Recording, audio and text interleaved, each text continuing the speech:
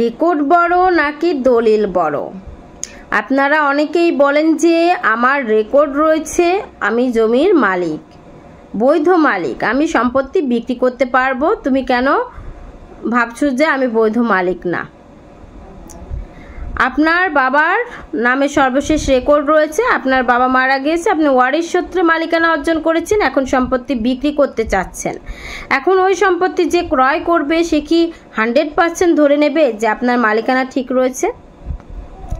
আসলে আমরা জানি যে দলিল যার জমি তার, তবে রেকর্ডও কিন্তু দলিলের ভিতর অন্তর্ভুক্ত হবে এবং যে ব্যক্তির নামে রেকর্ড রয়েছে সেও কিন্তু জমির বৈধ মালিকানা দাবি করতে পারে। তবে এক্ষেত্রে একটি শর্ত রয়েছে, সেটি হচ্ছে জমির বৈধ মালিকানা দাবি করতে হলে অবশ্যই ওয়ারিশ সূত্রে যে বৈধ মালিকানা দাবি করছি সেক্ষেত্রে আমার পূর্বপুরুষদের রেকর্ডের মধ্যে একটা সম্পর্ক থাকতে হবে।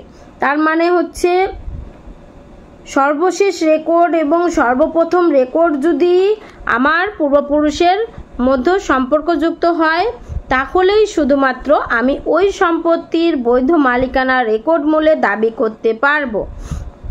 যেমন আমার দাদার নামে যদি সিএস রেকর্ড, এসএ রেকর্ড থাকে, আমার বাবার নামে যদি সর্বশেষ রেকর্ড থাকে তাহলে কিন্তু রেকর্ড মূলে আমার জমির মালিকানা সঠিক রয়েছে। কিন্তু আমার বাবার নামে শুধুমাত্র সর্বশেষ রেকর্ড রয়েছে, বাবা মারা গিয়েছে, এই সূত্রে ওয়ারিশ সূত্রে আমি জমির মালিকানা দাবি করলাম, বিক্রি করতে যাচ্ছি, এক্ষেত্রে অবশ্যই যে ব্যক্তি ক্রেতা তার উচিত হবে আমার বাবা নামে সর্বশেষ রেকর্ডটা কিভাবে হলো সেটা তল্লাশি করা। সেটা কিভাবে হতে পারে? দলিল মূলে অবশ্যই হতে হবে, নতুবা ওই দলিল মূলে হবে, নতুবা দখল মূলে হবে। আর দখল মূলে হলেও মূল মালিককে সেটাও আমাকে যাচাই করতে হবে, কোর্টের অর্ডার আছে কিনা সেটাও দেখতে হবে, নতুবা ওই রেকর্ডটা কোনোভাবেই টিকবে না।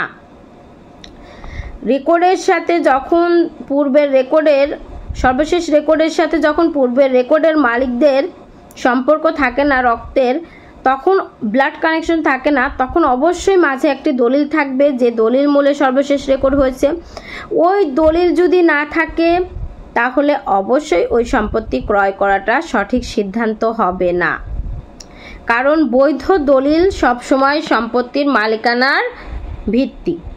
কারণ দলিল যার জমি তার, যেহেতু এখানে বৈধ দলিল নেই, সর্বশেষ রেকর্ড রয়েছে শুধু, তাহলে অবশ্যই রেকর্ডটি টিকবে না। আর একটি বিষয় মাথায় রাখবেন, সেটি হচ্ছে দলিল এবং রেকর্ডের মধ্যে যখন সংঘর্ষ দেখা দেবে, বিরোধ দেখা দেবে, যে একজন ব্যক্তির রেকর্ড রয়েছে, সর্বশেষ জরিপ রয়েছে, অপরজন ব্যক্তির দলিল রয়েছে, তাহলে অবশ্যই যদি দলিলটি বৈধ হয় তাহলে ওই দলিল অনুসারে ওই ব্যক্তি জমির দখল বুঝে পাবে এবং মালিকানাও পেয়ে যাবে। আমি ঢাকা জজ কোর্টের একজন আইনজীবী, নিয়মিত প্র্যাকটিস করছি। যারা আমার সঙ্গে যোগাযোগ করতে চাচ্ছেন তারা স্ক্রিনে দেওয়া নাম্বারে আমার সঙ্গে যোগাযোগ করলেই হবে। ভালো থাকবেন। আসসালামু আলাইকুম।